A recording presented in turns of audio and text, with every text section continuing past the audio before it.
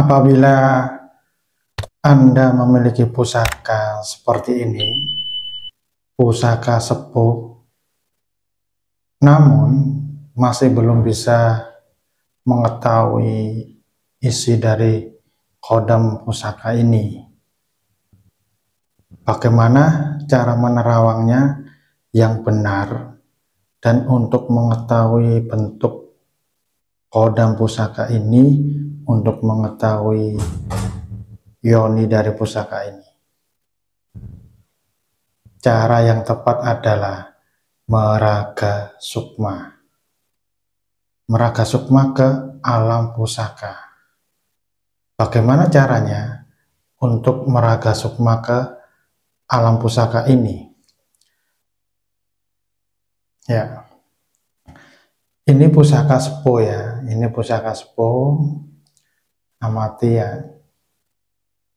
Nah, cara untuk meraga sukma masuk ke dalam pusaka ini, yang pertama adalah pahami bentuk pusakanya. Pusakanya seperti ini bentuknya, dipahami terlebih dahulu. Setelah itu bisa diletakkan di bawah atau bisa di bawah seperti dipegang seperti ini ya. Kemudian kita pejamkan mata untuk mengaktifkan sukma. Jadi tidak perlu posisi bersila dengan bermeditasi saat melihat pusaka ya. Jadi cukup seperti ini juga bisa. Kemudian setelah kita paham dari bentuk pusaka ini, kita pejamkan mata. Lalu untuk mengaktifkan sukma, yaitu dengan cara mendengarkan suara di sekitar. Ada suara apa saja itu dinikmatin, didengarin, dihayati dan disukai. Kemudian setelah itu kita membaca etika masuk di alam pusakanya dengan cara assalamualaikum ya alam gaib, assalamualaikum ya penghuni alam gaib, assalamualaikum ya gaib, izinkan saya untuk memasuki ke dalam alam pusaka ini. Nah, setelah itu kita mendengarkan suara di sekitar lagi.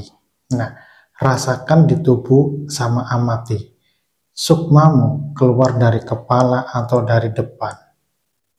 Nah, kemudian masuk ke dalam pusaka. Nah, setelah masuk di dalam pusaka ini ada alamnya. Alamnya itu apa saja. Setiap pusaka berbeda-beda. Ada alam padang pasir, ada alam pura, ada alam laut, ada alam hutan ya, sesuai dengan karakter pusakanya.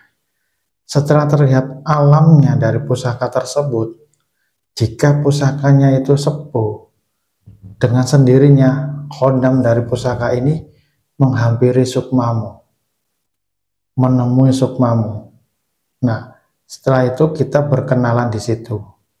Setelah berkenalan, namanya siapa? Kita kembali ke alam padang. Lalu selanjutnya kita memanggil dengan nama sebutan yang kita kenal di alam pusaka tadi.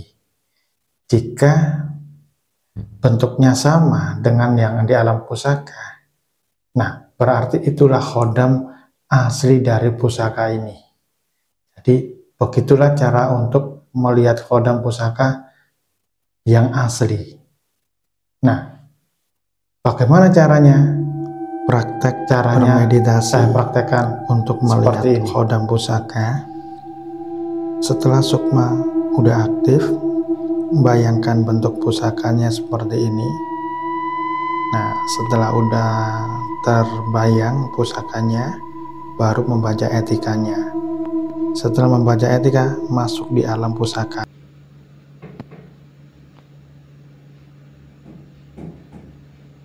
Meraga sukma masuk ke dalam pusaka. Setelah masuk ke dalam pusaka, amati alamnya. Seperti apa? Karena di dalam pusaka yang sepuh memiliki alam goib seperti ini. Saya setelah membaca etika masuk alam goib ke dalam pusaka, bertemu suatu alam seperti padang pasir yang sangat luas, dan tiba-tiba hampiri oleh seorang kakek tua yang membawa tongkat. Kakek tua ini tiba-tiba muncul di hadapan saya, dan saya langsung memberikan penghormatan sambil membaca etika. Assalamualaikum, ya alam goib. Assalamualaikum ya penghuni alam goib. Assalamualaikum ya. Goib, terima kasih. Saya sudah diizinkan memasuki ke alam pusaka ini. Perkenalkan, nama saya Sis Gunawan dari desa Driorejo. Assalamualaikum ya. Goib, sesungguhnya siapakah nama kamu? Lalu kita diam saja, sambil mendengarkan suara kembali dinikmati saja, dihayati dan disukai. Pikiran tidak boleh mencari siapa namanya ya. Jadi, pikiran diam saja, pasrah saja bila tiba ada suara yang sangat kecil di dalam hati. Misal Eyang Arum Wangi, seperti ini. Lalu kita tanyakan ulang, dengan cara, Assalamualaikum. Ya goib, apakah nama kamu Eyang Arum Wangi? Kemudian diam lagi. Bila jawabnya, iya, itu artinya, nama penghuni pusaka itu Eyang Arum Wangi. Setelah selesai, tahu namanya kembali ke alam padang dengan cara, Assalamualaikum. Ya alam goib, izinkan saya kembali ke alam padang, lalu tarik nafas dalam-dalam. Lewat hidung dan keluarkan pelan-pelan, mata dibuka. Setelah itu panggil goib, tadi dengan nama Eyang Arum Wangi. Bila yang datang bentuknya sama, maka khodam pusaka itu bentuknya memang sosok kakek tua dengan nama Eyang Arum Wangi.